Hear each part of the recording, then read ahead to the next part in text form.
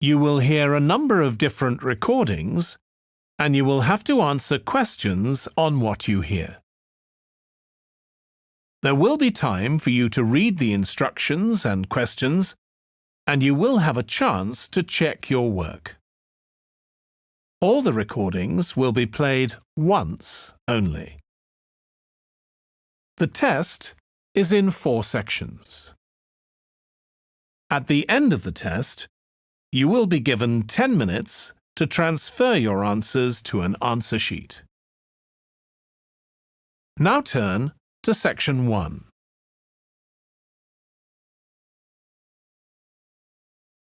Section 1. You will hear a woman phoning a box office to ask about a festival in the town of Kenton. First, you have some time to look at questions 1 to 5.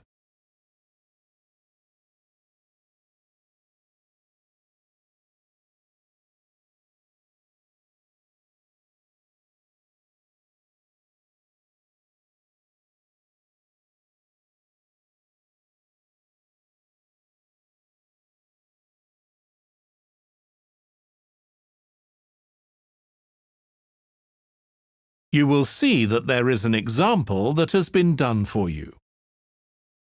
On this occasion only, the conversation relating to this will be played first. Good morning, Kenton Festival box office. How can I help you? Oh, good morning. I'm coming to Kenton for a few days' holiday next month, and a friend told me there's a festival. She gave me this number to find out about it. That's right. The festival begins on the 16th of May and goes on till the 19th. Oh, that's great. I'll be there from the 15th till the 19th. The festival starts on the 16th of May, so 16th has been written in the space. Now we shall begin. You should answer the questions as you listen because you will not hear the recording a second time. Listen carefully and answer questions 1 to 5. Good morning, Kenton Festival box office. How can I help you? Oh, good morning.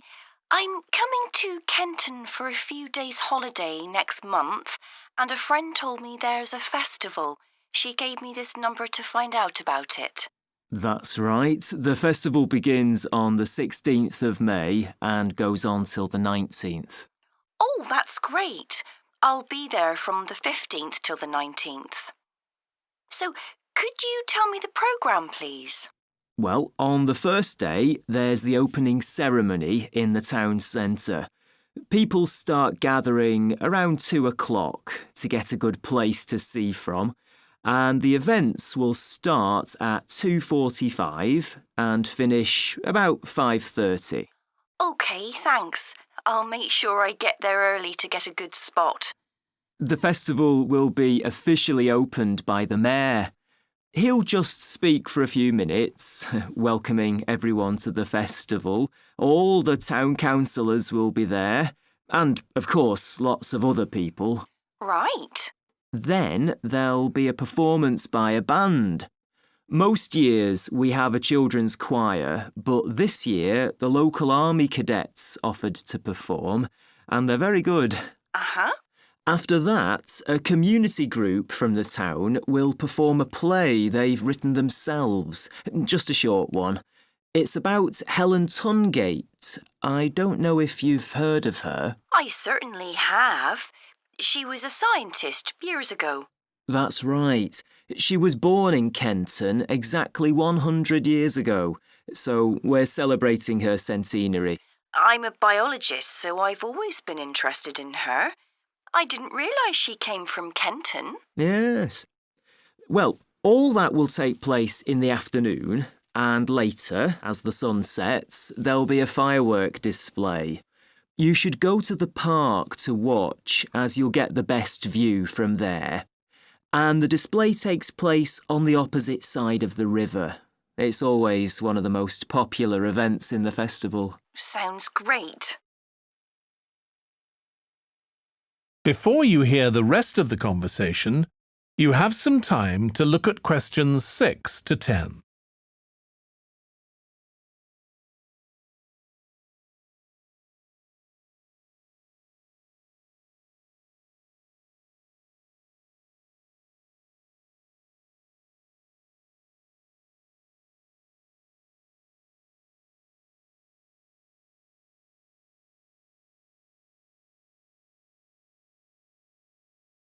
Now listen and answer questions 6 to 10. And what's happening on the other days? There are several events that go on the whole time. For example, the students of the art college have produced a number of videos, all connected with relationships between children and their grandparents. That sounds interesting. It makes a change from children and parents, doesn't it? Exactly. Because the art college is in use for classes throughout the festival, the videos are being shown in Handsworth House. How do you spell the name? Handsworth.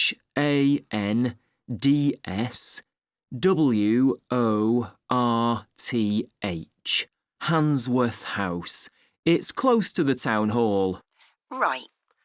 Now, let me see, what else can I tell you about? Are there any displays of ballet dancing? I'm particularly interested in that as I do it as a hobby. There isn't any ballet, I'm afraid, but there'll be a demonstration of traditional dances from all round the country. Well, that'd be nice. Where's that being held? It's in the market in the town centre. The outdoor one, not the covered market. And it's on at 2 and 5 every afternoon of the festival, apart from the first day. Lovely. I'm interested in all kinds of dancing, so I'm sure I'll enjoy that. I'm sure you will. And I'd really like to go to some concerts, if there are any. Yes, there are several. 3 performed by professionals and 1 by local children. And where is it being held? It's in the library, which is in Park Street, on the 18th at 6:30 in the evening. I presume I'll need tickets for that. Yes, you can book online, or you can buy them when you arrive in Kenton, either at the festival box office or from any shops displaying our logo in the windows. Well, I think that'll keep me busy for the whole of my stay in Kenton. Thank you so much for all your help. You're welcome. I hope you enjoy your stay. Thank you. Goodbye. That is the end of section 1. You now have half a minute to check your answers.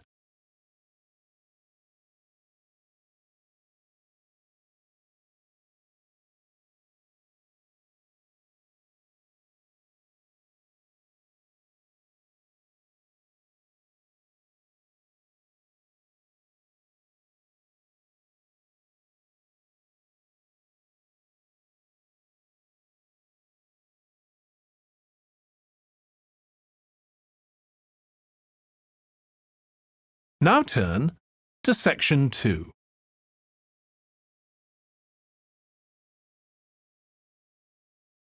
Section 2. You will hear a man talking to a group of people about a tour of theatres in the city of Munich in Germany that he has arranged for them. First, you have some time to look at questions 11 to 15.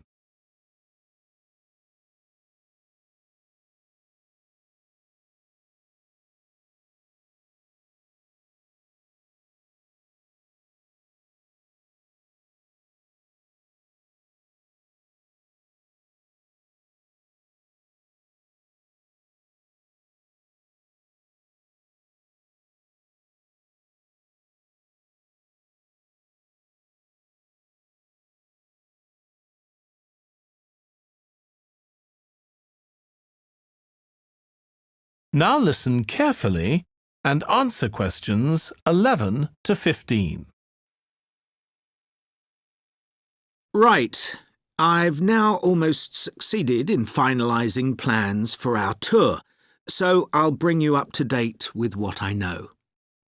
As you know, we're flying first to Munich on Monday the 4th. The flight is at 11:30, so it's too early to have lunch at the airport.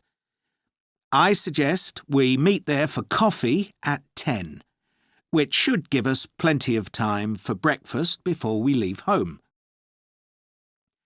When we arrive in Munich, we'll be met at the airport by Klaus Bauer. Klaus works for a tour operator, and he'll look after us for the time we'll be in Germany. He's already liaised with the managers of the theatres we're going to visit, and he's also arranged for an officer of the National Theatre in Munich to show us round the theatre one afternoon during our stay. Now, last time we discussed this trip, I didn't have the precise cost for hotel rooms, but now I have. The normal rate at the hotel where we're staying is €150 a night for a double room. I'd hoped to get that down to €120, but in fact I've been able to negotiate a rate of €110. That'll be reflected in the final payment, which you'll need to make by the end of this week.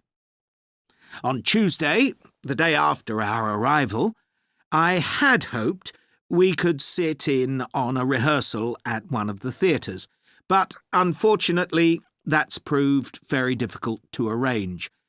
So instead, we'll have a coach trip to one of the amazing castles in the mountains south of Munich.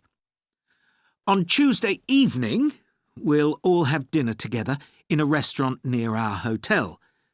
From talking to you all about your preferences, it was clear that a typical local restaurant would be too meat-oriented for some of you.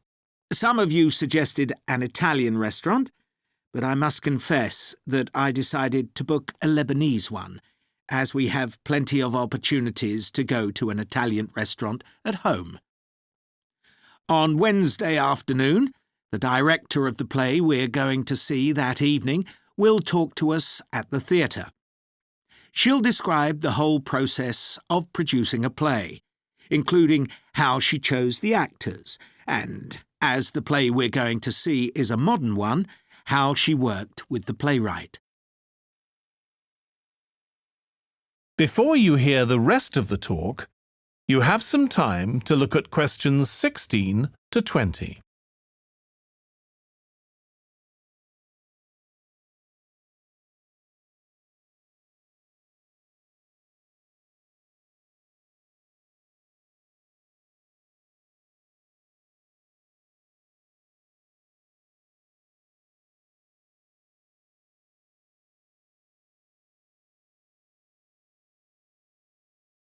Now listen and answer questions 16 to 20. Right. Now I'd just like to make a few points about the plays we're going to see, partly because it might influence your choice of clothes to take with you. The play we're seeing on Wednesday evening is a modern one, and we're going to the premiere, so it'll be quite a dressy occasion, though of course you don't have to dress formally. I gather it's rather a multimedia production, with amazing lighting effects and a soundtrack of electronic music, though unfortunately the playwright is ill and is unlikely to be able to attend. On Thursday, we're seeing a play that was first performed last year, when it was commissioned to mark 100 years since the birth in the town of a well-known scientist. We're going to see a revival of that production, which aroused a lot of interest. Friday's play will really make you think hard about what clothes to pack, as it'll be in the garden of a palace.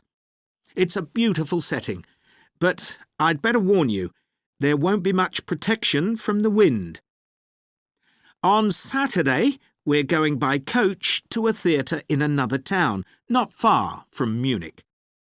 This will be the opening of a drama festival, and the mayor and all the other dignitaries of the town will be attending.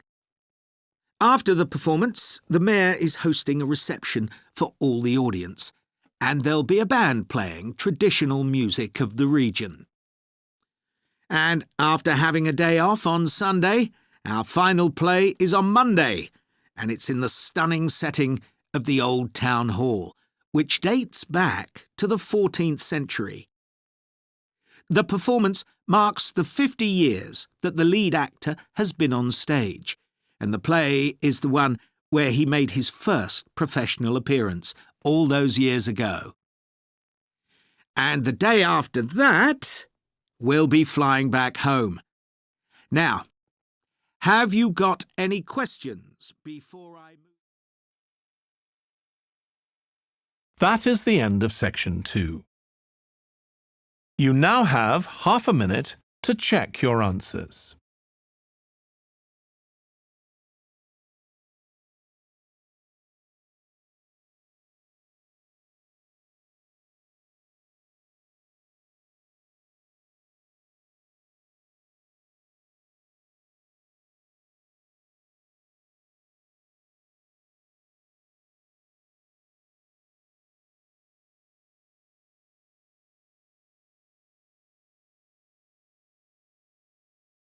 Now turn to section 3.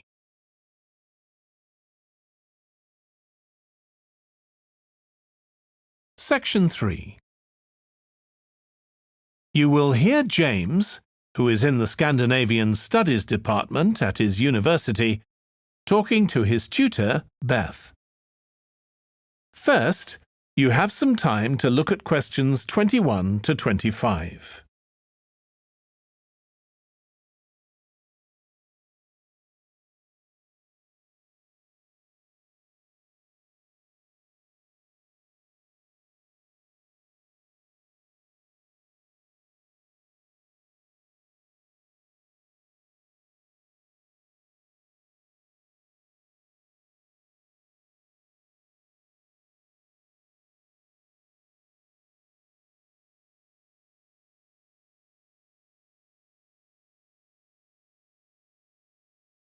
Now listen carefully and answer questions 21 to 25. Oh, good morning. You must be James. I'm Beth Cartwright. Please call me Beth. Thank you. Now, as this is your first tutorial since you started on the Scandinavian Studies course, I'd like to find out something about you. Why did you decide to take this course? Well, my mother is Danish, and although we always lived in England, she used to talk about her home a lot, and that made me want to visit Denmark. We hardly ever did, though. My mother usually went on her own. But whenever her relations or friends were in England, they always came to see us. I see. So I assume you already speak Danish, one of the languages you'll be studying? I can get by when I talk to people, though I'm not terribly accurate. Now, you probably know that you'll spend the third year of the course abroad. Have you had any thoughts about that? I'm really looking forward to it. And although Denmark seems the obvious place to go because of my family connections, I'd love to spend the time in Iceland. Oh, I'm sure it can be arranged. Do you have any plans for when you graduate? A lot of students go on to take a master's degree. I think the 4 years of the undergraduate course will be enough for me. I'm interested in journalism, and I quite like the idea of moving to Scandinavia and writing for magazines. I'd find that more creative than translating, which I suppose most graduates do. Okay. Now, how are you finding the courses you're taking this term, James? Well, I'm really enjoying the one on Swedish cinema. That'll continue next term. But the one on Scandinavian literature that's running at the moment will be replaced by more specialized courses.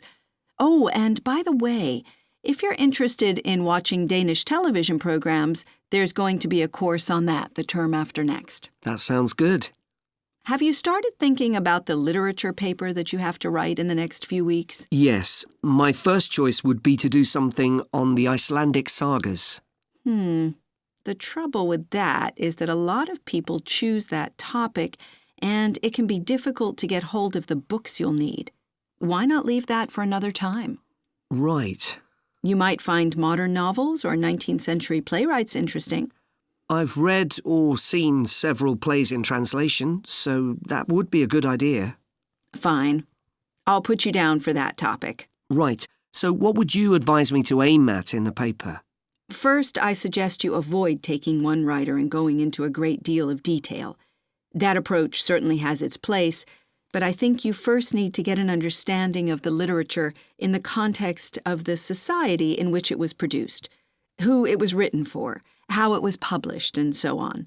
I also think that's more fruitful than placing it within the history of the genre. OK, that sounds reasonable. Before you hear the rest of the discussion, you have some time to look at questions 26 to 30.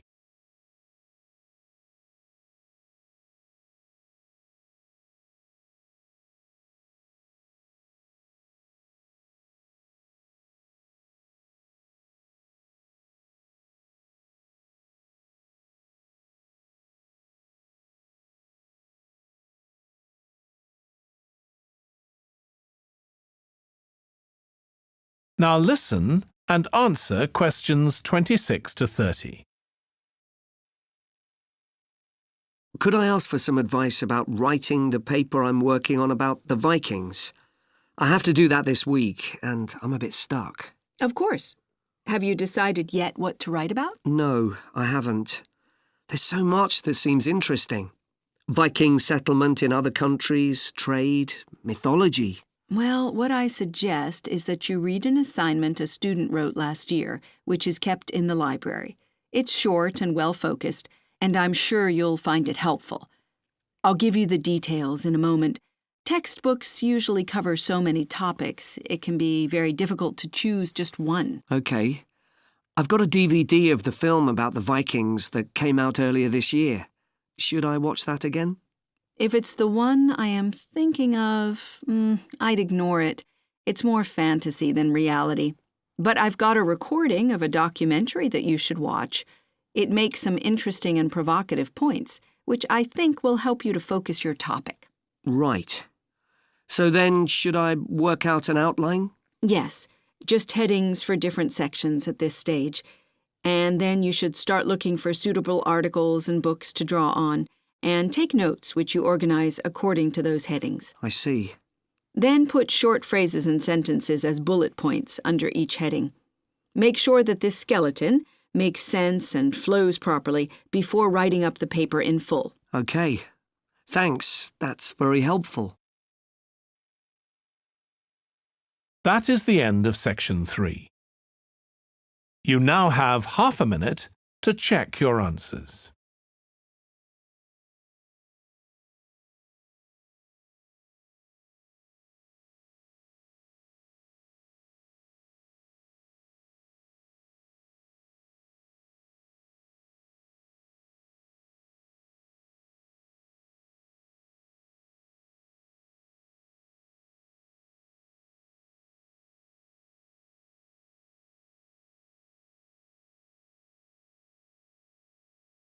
Now turn to section 4.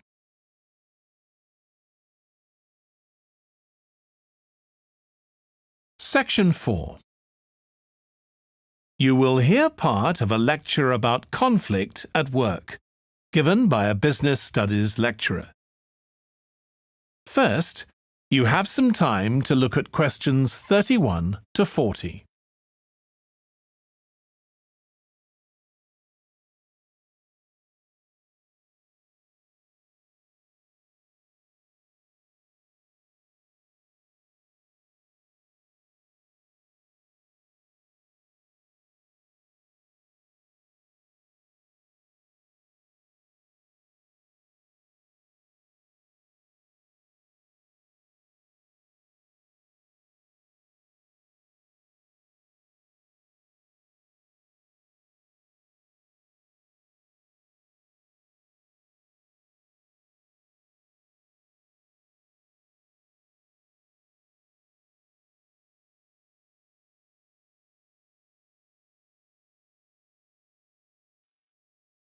Now listen carefully and answer questions 31 to 40. Over the years, attitudes towards workers have changed considerably. After all, there was a time when workers had no rights at all and laboured in appalling conditions. Conditions have improved a lot, but conflict in the workplace is still common, and human resources managers nowadays need to be able to deal with it when necessary. What is conflict in the workplace? Definitions vary, but I'm taking it to refer to a whole range of behaviours that the victim finds unacceptable, from minor, harmless arguments to, at the opposite extreme, physical violence. Much of this is covered by the term bullying, by which I mean one or more people behaving abusively or aggressively against another who is in a weaker position. Although all behaviour like this is a form of conflict, not all conflict can be described in these terms. As with all human behaviour, there are numerous reasons for it, but often it's caused by someone who feels the need to show their superiority over someone else in order to feel that they aren't at the lowest level in a hierarchy or a group of people. In some cases, one person simply dislikes the other on the basis that the personality of one is in some way incompatible with that of the other person. A general habit of optimism in one person could make them intolerant of a colleague who's constantly pessimistic. Not that that justifies treating them badly, of course.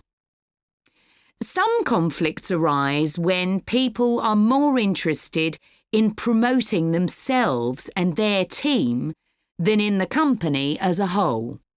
These conflicts are called structural and could come about, for example, when a sales team believe they are the only people in the business who do any useful work and look down on behind-the-scenes administrators. Conflict obviously affects the individuals concerned. The situation is likely to be very stressful for victims, resulting in their absence from work, possibly for months. For the company, if no effort is made to deal with conflict, it can spiral out of control and even lead to the breakdown of the business.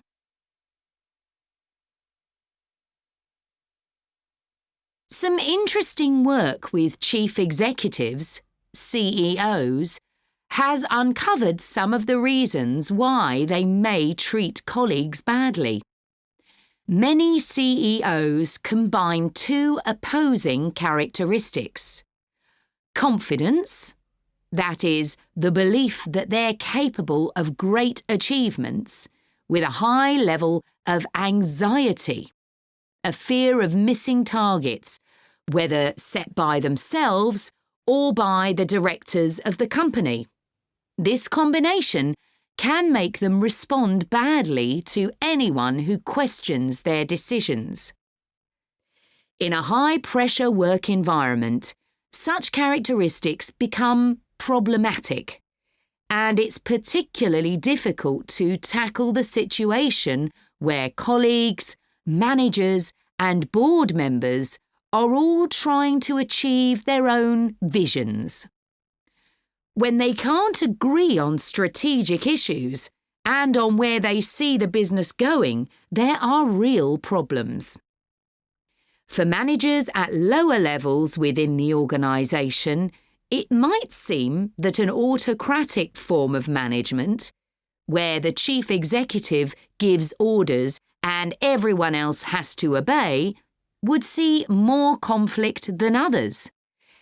Interestingly, though, a company with a more democratic business model can suffer more when uncertainty about who to report to leads to conflicting demands. Now I'll say a little about dealing with the type of conflict that has harmful effects. Of course, the ideal is to prevent it arising in the first place. A good manager at any level will make efforts to earn the respect of the people they work with, particularly those who report to them. That will involve politeness in all communications and treating them as equals who happen to have a different role within the organisation. Sometimes, of course, conflict does occur and can get out of hand. In such cases, the Human Resources Department often gets involved. However, if one of the parties in a conflict sees human resources as simply a mouthpiece for the chief executive, then an external mediator might be able to help. By talking to both sides and trying to find the truth of what's been happening, they can build a clear picture of the situation and give feedback that both sides will accept, precisely because they're independent. That is the end of section 4. You now have half a minute to check your answers.